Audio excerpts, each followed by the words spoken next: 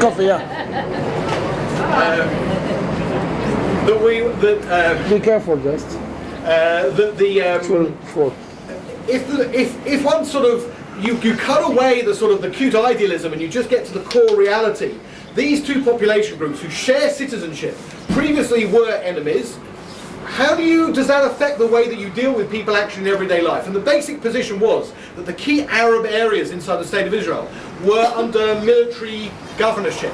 In other words, it was not a free and open society. It was a free and open society, but in Arab areas of the country, there was a military governor that was different, that ran the affairs of the local area differently than, say, the mayor would have done in your average, say, Tel Aviv or Jerusalem or any other Jewish city.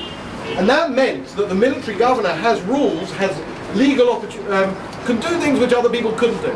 Basically, a military governor is allowed to override the local council and do essentially what they want in certain circumstances. And in the end, it was regarded, I think, by many people as something of a whitewash. In other words, there were people who were regarded as having broken the law. There was no serious prosecution of any of the people. The key people, in the end, what you could argue was that the establishment was trying to pin the blame on the local commander and say that the problem was not on the higher level, and the individual policemen and soldiers that were fired, in the end, no one was actually properly prosecuted.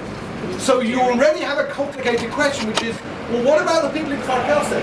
A bad thing happened, the state acknowledged that it was a massacre, that it was a tragedy, that it was wrong.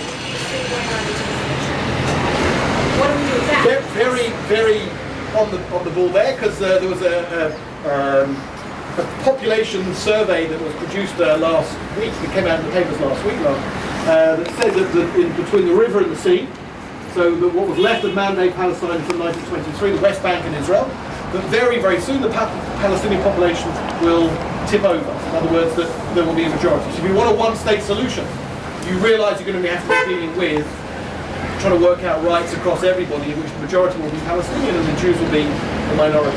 So what you do with it, of course, is an intriguing question. Numbers do count in that respect.